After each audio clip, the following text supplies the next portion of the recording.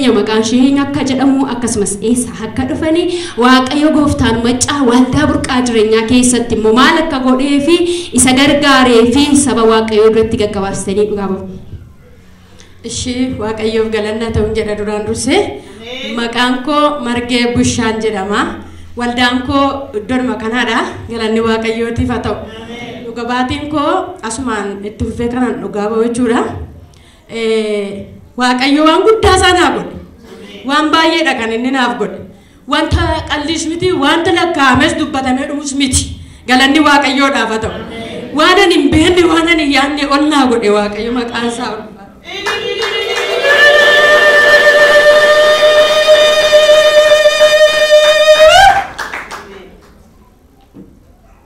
Galanni waaqayyoodhaaf haa ta'u. Gochaa waaqayyoo keessaa hamma danda'u waan muraasan dubbadha. Galanni gooftaaf haa ta'u. Torbanii kamisa darbee jechuudha. Ganama iddoo kanatti kadhata qabna turre. Iddoo kanatti kadhata kadhanna. Obboleettii keenya taabota wajjiniin waaqayyoon kadhanna turre. Garuu kan nama garramu dhugaatiin koo wal qabatee jira. Waa sadiidha kanan kaasu wal qabatee jira moodha. Galanni gooftaa Yesuusiif haa ta'u. Achiitu kadhata kadhannu duratti isaa roobii galgala jechuudha. Ofii kootii wanta arge qaban ture. Sababa kanaaf jedheen obboleettii kootiin nan ariifadhaa dafeen deema jetteen rakkoon qabu deemi garuu jedhe xinnoon haa kadhadhuu deemin jedhe. Galanni waaqayyoof haa ta'u. Achi booddee sababiin akka jedhen maali yoo jettan ida galgalumtii isaa waan an arge gatiin qabuufanii utuma namantii qabuyyuu kadhata na barbaachisa wantichi. Ofii koofis gatii irratti kadhadhaa jiruuf jedheetanii isheetti kana hedheeyyuutti hin dubbanne garuu naa kadhadhuu deemin jedheen ofii koof itti fufeen kadhadhaa amma dhumaatti hin jedheen. Galanni waaqayyoodhaaf haa ta'u. Kanaa booda nuni kadhata walii kadhannee gara xumuraa irratti akkas jette waaqayyo karaa ishee mul'ata laateef amma balballi mana keetii akkas banamaa miti naan jette. Eeyyeen jedhe dhuguma immoo akkuma balbala kana waldaa kana akkas banama manni iddoon ani galuu jechuudha. Eeyyeen jedhe waan isaan beeku jette wanta bo'ii tokkotu mana kee bukkee jiraa jette. Bo'ii kana keessaa achi alaalaati lolaa boora'aa tokkotu darbatamee gara mana keetti as dhufaa jette. Gaafa dhufu garuu gara balbalaa dhiiseetu bukkee mana keetiirraa akkasumnaan darbatamaatu akkas darba jette. Galanni waaqayyoodhaaf haa ta'u. Kana garuu immoo jette gara afuraatti qama utuu hin ta'in humna lolaa halaalarraa gara iddoo sanaatti darbatamutu jira. Waaqayyo sis abbaa manaa kees mana kees in oolcha jette. Ameen jedheen gammadee fudhadhe. Galanni waaqayyoodhaaf haa ta'u. Ani arge sana itti dabalee kana keessatti kan hin dubbadhu. Girgiddaa manaa axirii mana keenyatti taanee axiriitu haxxaramee jira ture. Haxirii kana jalaaniituyyuu mul'ata abjuu keessaan arga. Makiinaatu gubatee baffanadda'ee haxirii keenyatti kukkufee jira. Gaafan ilaalu abiddatu fixe. Abidda guggube. Haleluuyaa. Jennaanani maaliif mana keenyatti immoo kukkufe deenna xirii keenya jalatti maaliif kukkufe waaqayyo jedhee tanani waaqayyo irratti kadhataa ture. Sun keessa koo gatii jiruu fananiyyuu nuuf kadhadhu naa kadhadhu ittiin jedheen ture. Galanni waaqayyoof haa ta'u. Achi addeebi'ee gaafa kuni kamisa kadhannee jimaata oolee qidaamee oolee torbanarraa jechuudha. Kasaa'atii iddoo kanatti waaqayyoon kadhanna ture. Galanni waaqayyoodhaaf haa ta'u. Kadhata gara dhumaa irratti jechuudha. Raajiin fa'aa utuma kadhatanii keessa akkas ka'aniitu hin kadhatu turan. Humnaan kadhatu hafuurri qulqulluun humnaan darbee kadhatamaa jira sabaaf. Galanni waaqayyoodhaaf haa ta'u. Achi booddee utuu kadhatanii harka keessan kaasaa jedhan balaa dingataarraa nama hafutu jira. Balaa dingataarraa nama hafutu jira. Harka keessan kaasaa maqaa gooftaa Yesuus Kiristoosiin jedhanii akka humni ayyaanni waaqayyoo isaaniif kennametti irraafa. Balaa dingataa kanarraafa. Manni keessan irraafu. Qabeenyi keessan irraafu.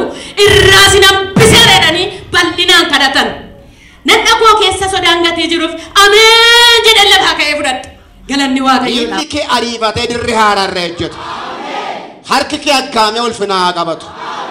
Balballi cufame awwaatee siifa banamu. Danqaraan dura keeti hawurraawu.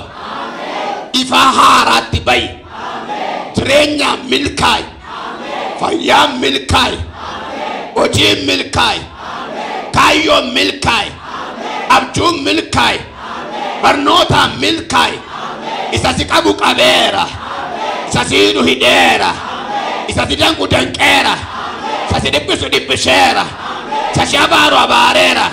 Isa si jeequ jeeqeera. Nagaa keerraa jeeqeera. Mana keerraa jeeqeera. Hojii keerraa jeeqeera. Fayyaa keerraa jeeqeera. Waan siif mul'ata jiru lafa. Torban maarraa kana jechuudha galgaleessa. Achii booddee asiin hangale. Gaaban galuu tokko walakkaa tammana ga'e galgala keessaa jechuudha. Maqaan waaqayyoo galateeffamu. Mana ga'een akkas gattaa'e abbaa manaa kootinani kottumee waasaa laphee kootu nananna'a. Kottumee buddeena dandee nyaannaan jedhe. Achi booddee hin dhufe. Buddeena akka dhiyeessee akkas naqala matee sadii ta'een beeku ammarraa fudhanne. Isa booda tuu jedhe waan takka dhukaasa.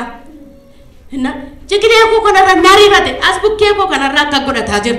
Hin tokka'a wanti nama garramu wanti tokko sagalee dhageessisu kuni safara keenya axirii sana jala jechuudha. Mul'ata jalqabaa kaasee dubbadhe wal bukkeetti yarmuu finno tokko ta'etu argama wantichi.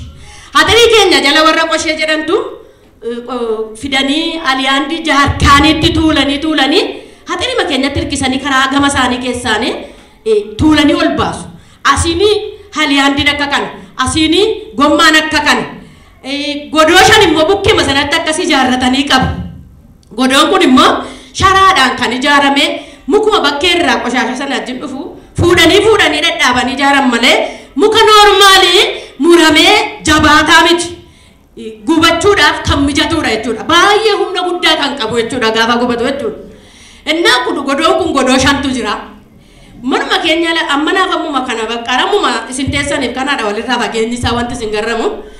Kana booda gaafa dhukaasi guddaan kun banamu ani qawweetu dhukaa jira jedheeni gadi jechaa gadi bahi gadi jechaan mana keessa gadi bahuukaan dhugumaan isiniin jedha. Nama kolfisiisas garuu gaafa ala baanu wanta dubbadhu nama boosisas galanni waaqayyoof haa ta'u. Obboleessi tokko bakkeerra daannoo bayi manicha keessaa jedhe.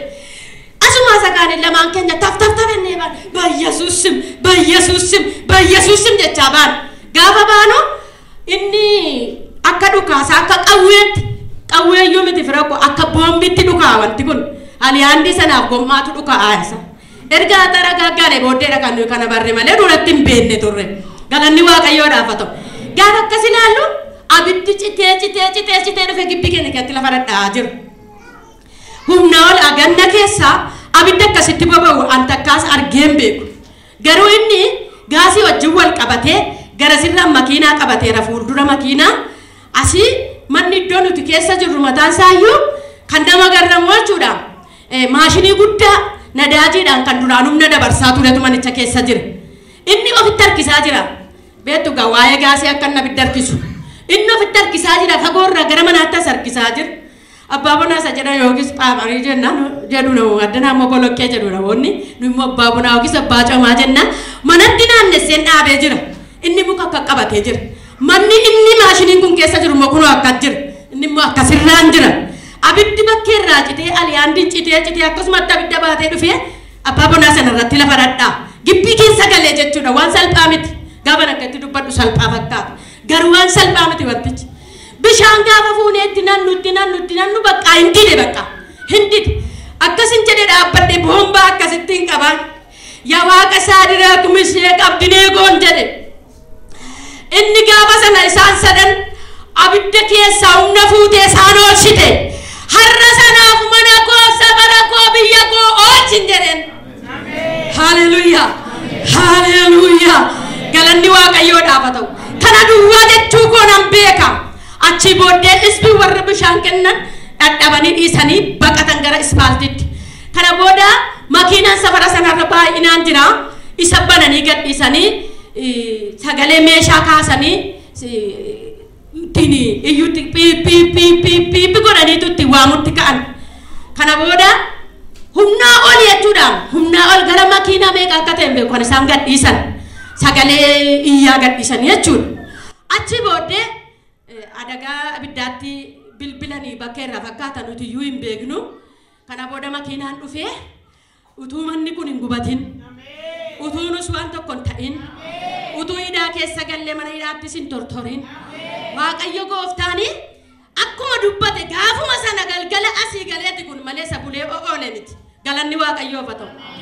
Dhufee Waaqayyo jara sana keessaan goree kaayyoo Waaqayyoodha. Hafuu keenyatu kaayyoo Waaqayyoodha waanta ta'e. Haleluuyaa! Waan isin dhibu wanti lafa sanarra jiru suni hundumtiyyuu waan gubatu duwwaadha. Kanaafiyyuu abiddi sun humnaa ol ta'e dhaamuu dide gara sa'aatii tokko walakkaa irra dhaabatee adagaan abiddaan makiinaan dhufe sun jechuudha. Irra dhaabate gara sa'aatii tokko walakkaa irra dhaabatanii dhaamsan kan nama garramu. Garuu nu irraamneera. Kan isaanii gubate malee dhuguma kan isaanii gubate malee wanta achirraa argame tuullaa achi jiru sana matu godhee mana sanaatinis waan achirra jiru hundumaatinis mashaq godhee gubee daaraa isaa bichaa dhaamsan. Galanni Waaqayyoof haa ta'u.